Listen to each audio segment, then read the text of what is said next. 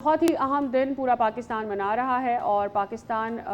5 اگست کو یوم استحصال کشمیر کو سیلیبریٹ نہیں کہنا چاہیے، اس کو مناتا ہے، یاد کرتا ہے اس دن کو کہ جب انڈیا نے وہ حق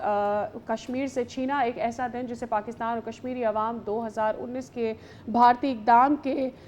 بعد سے یوم سیاہ کے طور پہ مناتے ہیں کہ وہ ایک حق جو کہ یونائٹڈ نیشنز نے کشمیر کو دے رکھا ہے کہ جس میں انڈیا کبھی بھی اس کو بطور اپنا صوبہ، بطور اپنا حصہ جو ہے وہ ڈکلیئر نہیں کر سکتا، لیکن اس نے ایسا کیا۔ اور اس سے پہلے جس طور سے بھارت نے ظلم و بربریت کے پہاڑ توڑے ہیں، جس طرح سے ڈیموگرافی کشمیر کی چینج کرنے کی کوشش کی ہے، جس طرح سے وہاں پر انفراسٹرکچر کو بڑھنے نہیں دیا، ان کے کاروبار کو، وہاں پر رہنے والے لوگوں کو نقصان پہنچایا ہے، آج یہ وہ دن ہے کہ جب ان تمام صورتحال کو اور خاص کر کے جو یوم استحصال منایا جاتا ہے 5 اگست کا، اس دن کو یاد کیا جائے۔ ایبسلیوٹلی، اور کشمیر کا مسئلہ کشمیری عوام کی خواہشات اور بین الاقوامی وعدوں کے مطابق حل ہونا چاہیے۔ پاکستان کا روز اول سے یہی سٹانس رہا ہے، اب عالمی برادری سے بھی یہی مطالبہ کیا جا رہا ہے۔ تو آج کے دن کی اہمیت اور اب تک کی جتنی بھی حریت پسندی کی تمام تر کاوشیں ہیں، کوششیں ہیں، ہم اس پہ بات کر لیتے ہیں۔ مشال ملک صاحبہ آج ہمارے ساتھ موجود ہیں، آپ اہلیہ ہیں حریت رہنما یاسین ملک صاحب کی۔ مشال صاحبہ السلام علیکم، اس اہم دن پہ ہمیں جوائن کرنے کے لیے آپ کا بہت شکریہ۔ 5 اگست 2019 کو آپ کس نظر سے دیکھتی ہیں؟ آپ کے خیال میں اس دن مقبوضہ کشمیر کی سیاسی، سماجی، انسانی صورتحال کو کس حد تک بدل دیا گیا تھا؟ دیکھیں، یہ ایک بہت ہی خوفناک اور بدترین دن ہے کشمیر کی تحریک آزادی کے لیے، کیونکہ اب اتنی دہائیاں ہو گئی ہیں۔ یہ وہ دن ہے جس دن کشمیریوں کے خلاف ایک آفیشل ڈیتھ وارنٹ پوری قوم کے خلاف ایشو کیا گیا ایک پریزیڈنشل آرڈر کے تھرو، پھر اس کے بعد اس اللیگل آرڈر کو اپنے جنتر منتر میں لے کے گئے اور اس کو جس طریقے سے پاس کرایا گیا، کوئی بھی انٹرنیشنل لا، یونائٹڈ نیشنز کی security council resolutions, humanitarian law, کوئی بائی لیٹرل ٹریٹیز بھی، اور ایون انڈین کانسٹیٹیوشن بھی یہ الاؤ نہیں کرتی، کیونکہ یہی وہ آرگن تھا آرٹیکل 370 اور 35A جو کنیکٹ کرتا تھا ان کو فار ایڈمنسٹریٹو گورننس۔ مگر یہ تو ایک آکیپائنگ فورس کی طرح یہ آئے، تو انہوں نے اس کنیکشن کو بھی کاٹ دیا۔ تو لیگلی سپیکنگ یہ ایک جنگل لا ہے جس کے اندر کشمیریوں کو جیوگرافکلی، ان کو ڈیموگرافکلی اور ان کے سارے جو رائٹ ٹو ایگزسٹنس ہیں اس کو کٹ کر کے وہاں پہ ایک منی انڈیا میں اس کو تبدیل کرنا، اور کشمیریوں کی ایک آفیشل، ان کی جو گورنمنٹ کی سرکار ہے مودی خونی سرکار کی طرف سے، کہ آفیشل ایک نہ صرف ایک ڈیتھ وارنٹ بلکہ جینوسائیڈ کو انہوں نے ایک سٹیمپ لگا دیا اس دن، کہ جتنا تیزی سے قتل عام ہوتا ہے تو اتنا ہی اچھا ہے، تاکہ اور سے اور انڈینز وہاں پہ سیٹل ہوں۔ مشال، یاسین ملک کی اسیری اور پھر کشمیری عوام کی جدوجہد کو آپ کس طرح سے دیکھتے ہیں؟ دوسرا، اسے اور بڑی اہم صورتحال ہم یہ بھی دیکھتے ہیں کہ یہ جو سچویشن کریٹ ہوئی 5 اگست کے بعد، اس میں کشمیریوں کے لیے ان کی دی گئی قربانیوں کے لیے آپ کس طرح سے اس پوری چیز کو اسیس کرتی ہیں آج کا دن جس طور سے ہم منا رہے ہیں؟ دیکھیں، یاسین ملک صاحب ایک مرد مجاہد ہیں۔ انہوں نے اپنی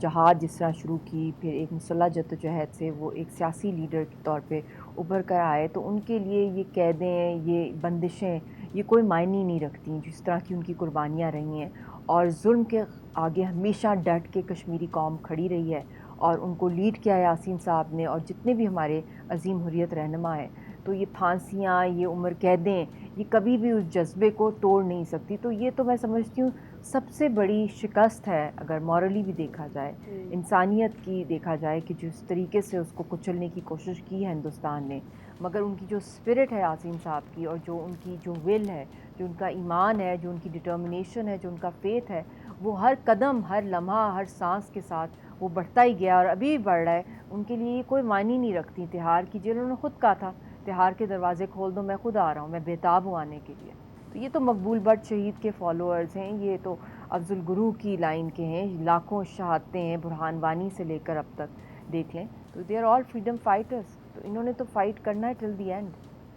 اچھا مشال صاحبہ، یہ آپ سے ضرور جاننا چاہیں گے کہ جو بھارت نے آرٹیکل 370 اور 35A کی منسوخی جو کی تھی، اس کے بعد کشمیری عوام کو سب سے بڑے کیا چیلنجز تھے جو درپیش آئے؟ دیکھیں، میں कहाँ कहाँ नहीं आई प्रॉब्लम कश्मीरियों को। जब से आर्टिकल 370 और 35A एब्रोगेट हुआ है, उसके बाद जिस तरीके से हमारे स्टेट सब्जेक्ट को जिस तरह कुचला गया, और डोमिसाइल्स ऑलमोस्ट 50 लाख डोमिसाइल्स हिंदुस्तानियों के लिए इशू किए गए, और वो वहाँ पर आके उनके लिए सैनिक कॉलोनीज़ बन रही हैं, चाहे वो ब्यूरोक्रेटिक सिस्टम हो, चाहे वो स्टूडेंट्स की बात हो, एजुकेशन कोटा की बात हो, चाहे वो जॉब्स की बात हो, चाहे वो नेचुरल रिसोर्सेज की बात हो, महकमा औकाफ की बात हो, सारी जो रिलीजियस भी पॉइंट्स हैं, चाहे हमारा वो टूरिज़म हो, उस सब का जो कंट्रोल है पहले भी इनका था, अब 100% इनका हो गया है 5 अगस्त के बाद। जिस तरीके से इनकी मोनोपोली बढ़ती जा रही है और हमारी इकॉनमी को ट्रिलियंस का नुकसान हुआ है, चाहे वो टूरिज़म है, हॉर्टिकल्चर है, चाहे आप हैंडीक्राफ्ट इंडस्ट्री को देख लें, क्राफ्टमैन को कुचल दिया है, क्रश कर दिया है, हमारी अपनी ज़मीनों को ज़ब्त कर दिया है कश्मीरियों की, हमारी राइस क्रॉप्स को जलाया गया, हमारे एप्पल ऑर्चर्ड्स को जलाया गया, और फिर उसके बाद हमारी फ्रूट इंडस्ट्री ने जिस तरह किया, तो इकोनॉमिकली एक बहुत बड़ा ब्लो आया है। और उसके साथ साथ जिस तरह ये एक पैडी लैंड है, ये इस वाटर बॉडीज़ हैं यहाँ पे, जिस तरह हमारी ना सिर्फ डल लेक को पोल्यूट कर रहे हैं अपनी over infestation of Indian forces and occupation, बल्कि उसके साथ साथ पैडी लैंड के ऊपर, क्योंकि यहाँ पे ग्लेशियर्स भी हैं, कि उसके ऊपर ये अपनी इतनी ज़्यादा ओवर पॉपुलेट कर रहे हैं, इंडियन अवाम को भी वहाँ पे लेकर आ रहे हैं, जो पूरी दुनिया में पैडी लैंड के ऊपर मतलब कि बिल्कुल बैंड है, क्योंकि यहाँ पे एक्सट्रीम फ्लडिंग की जो है वो पॉसिबिलिटी भी है, और पूरी ग्लोबल वार्मिंग भी इससे अफेक्ट होती है। तो इसके तो हर लिहाज से, इंसानी हकूक़ के हवाले से भी आप देख लें तो वो तो उसकी कोई मिसाल ही नहीं है। सारा का सारा मकबूजा जम्मू कश्मीर एक मुहासरे में है, 70 साल से ऊपर हो गए हैं, और लाखों की तादाद में लोग अंडरग्राउंड टॉर्चर सेल्स के अंदर हैं, और जेलों के अंदर हैं, अनमार्क्ड ग्रेव्स के अंदर हैं, हज़ारों नहीं लाखों की तादाद में लोग मिसिंग पर्सनस के अंदर हैं, rape as a weapon of war है, पेलेट्स यूज़ की जाती हैं, केमिकल वेपन यूज़ किए जा रहे हैं, तो there is no and to it. और अब तो बिल्कुल ही कोई भी वहाँ की कोई ख़बर ही नहीं निकल सकती जब से 5 अगस्त हुआ। मिशाल साहिबा, हम ये तो जानते हैं कि इंटरनेशनल मीडिया की रीच नहीं है, और अब हम ये भी देख रहे हैं कि इस इवोक करने के बाद 37A को, उसके बाद से भी हम देख रहे हैं कि वहाँ पर इंटरनेशनल मीडिया को आज़ादी के साथ नहीं रीच करने दिया जा रहा। आप क्या समझती हैं इस सारी सूरत हाल में यूनाइटेड नेशंस का क्या रोल है कश्मीरियों को इंसाफ दिलाने के लिए? देखिए, बदकिस्मती की बात है कि चाहे वो इंटरनेशनल पास हों, चाहे वो यूनाइटेड नेशंस हों, बड़ी बदकिस्मती है कि ये एक न्यूक्लियर फ्लैश पॉइंट है, और इसके ऊपर इतनी जंगें हो चुकी हैं, और ये पूरी दुनिया का वाहिद एक ऐसा न्यूक्लियर फ्लैश पॉइंट है कि अगर यहाँ पे हल्की सी बात बिगड़ती है लाइन ऑफ कंट्रोल पे, या कोई फॉल्स फ्लैग ऑपरेशन हिंदुस्तान करता है, तो एक फुल फ्लैज वॉर की तरफ ये मामला चल जाता है। और इसके अंदर एक लेजिटिमेट स्ट्रगल है, हक़ खुद इरादी है, जो हर इंसान का बुनियादी हक़ है। इतनी ओवर अ डज़न हमारे हक़ की करारदादें हैं, तो क्या वजह है कि कश्मीरियों की कुर्बानियाँ, उनकी जो लाशें हैं, क्या हम लोग मतलब कि इस दुनिया के काबिल हैं ही नहीं? क्या हमें इंसान समझा ही नहीं जाता? क्या हम सिर्फ कुर्बानी के बकरे हैं? क्या हमारे लिए सिर्फ आवाज़, हल्की सी स्टेटमेंट्स आ जाती हैं? क्यों नहीं जो 4th जिनीवा कन्वेंशन की वायलेशन हुई है, जो डेमोग्राफिक चेंजेस हुए हैं, क्या वजह है कि आज तक हिंदुस्तान के ऊपर कोई इकोनॉमिक और डिफेंस सैंक्शंस नहीं लगाई गई? इट इज़ एन एरिया दुनिया के अंदर जहाँ दुनिया की हाईएस्ट ऑक्यूपेशन फोर्सेस हैं। क्या ये दुनिया को नज़र नहीं आ रहा what they are doing with Kashmiri? अभी भी वक्त है, अगर दुनिया आए और हमारी ख़ास तौर पे लीडरशिप को रिड्यूस कराया जाए और अमन की तरफ जाएं, और इस मसले का एक वंस एंड फॉर ऑल पुरअमन हल आए, हक़ खुद इरादियत यूनाइटेड नेशंस की करारदादों के मुताबिक। वरना तो ये ग्रो करता जा रहा है, इतना बड़ा मेनेस बन गया, इस पूरे खित्ते की तबाही का और पूरी रीजन की तबाही का मरकज़ बन गया है, जब तक ये मसला हल नहीं होगा। मशाल साहबा, पाकिस्तान हर साल 5 अगस्त को यौम इस्तेहसाल मनाता है। आपके नज़दीक पाकिस्तान और पाकिस्तानी अवाम की ये यकजहती कश्मीरियों के लिए कितनी अहमियत रखती है?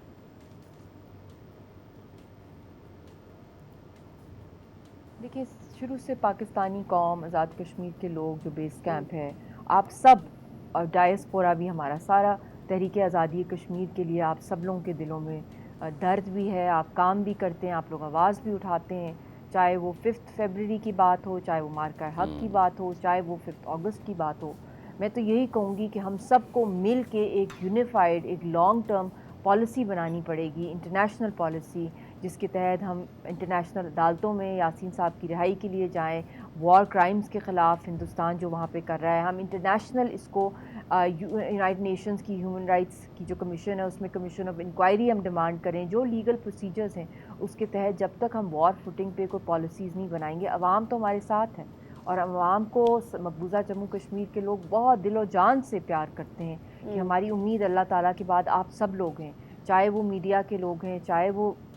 سول سوسائٹی میں، چاہے وہ اسٹوڈنٹس ہیں، چاہے وہ لائرز ہیں، چاہے وہ ٹریڈرز ہیں، ہر کسی کا بچہ جو ہے وہ کشمیریوں کے ساتھ ہے، ان کی شہرگ ہے۔ مگر میں سمجھتی ہوں کہ اگر ایک کوئی پالیسی نہیں بنی تو میرے خیال میں ہم بہت سی گولڈن اپرچونیٹیز مس کر دیں گے، کیونکہ مارکا حق کے بعد دنیا بھر کے اندر اس وقت پاکستان کو بہت سا پذیرائی مل رہی ہے، اور یہ جنگ کی جو برکت بھی ہوئی وہ کشمیر پہ لڑی گئی۔ تو ہمیں تو اس وقت اس پورے خطے کو امن کا گہوارہ بنانا ہے، اس کے لیے اونلی اس کا ایک ہی راستہ ہے کہ کشمیر کا مسئلہ حل کیا جائے، اس کو ہائی لائٹ کیا جائے۔ بطور اہلیہ یاسین ملک کے طویل قید کے دوران آپ نے کن جذباتی اور عملی مشکلات کا سامنا کیا ہے، اور اس اسٹرگل میں آپ کے اپنے لیے کیا سیکھ رہی ہے؟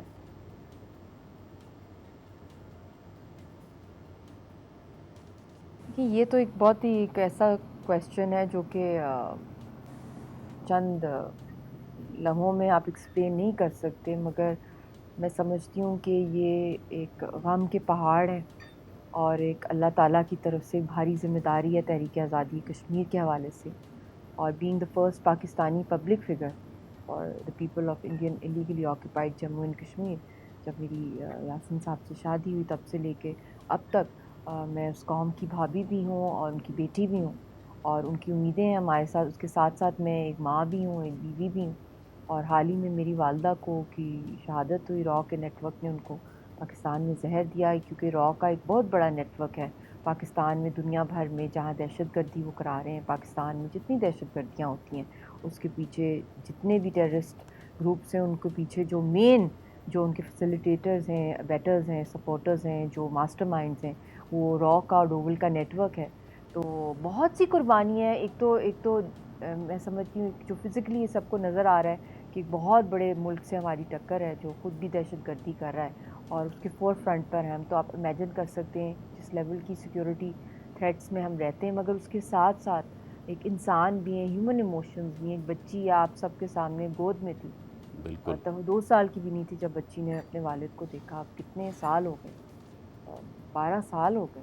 تو یہ بھی ایک بہت بڑی جو انتظار ہوتا ہے، میں سمجھتی ہوں یہ بھی ایک بہت ایک یہ بھی میں سمجھتی ہوں کہ ایک بہت بڑی آزمائش ہوتی ہے آپ کے نفس کی، کہ آپ کو پتہ ہی نہیں ہے کہ آپ کب ملیں گے، مگر ساتھ ساتھ یہ بھی پتہ ہے کہ ایک ایسے مشن پہ یاسین صاحب لگے ہوئے ہیں ہمارا خاندان، جو کہ ہم نے یہاں اگر قربان نہیں کریں گے تو پھر میں نہیں سمجھتی کہ پھر ہم لوگ وہ مشن کو اچیو کر سکیں گے، اگر ہم اپنے ذات کی اپنی کی نفی نہیں کرتے اور اپنی خاندان کی دیکھیے مشال صاحبہ بہت شکریہ اس اہم معاملے پہ آپ ہم سے گفتگو کر رہی تھیں۔ سبسکرائب کریں اور بیل دبائیں تاکہ کوئی خبر رہ نہ جائے۔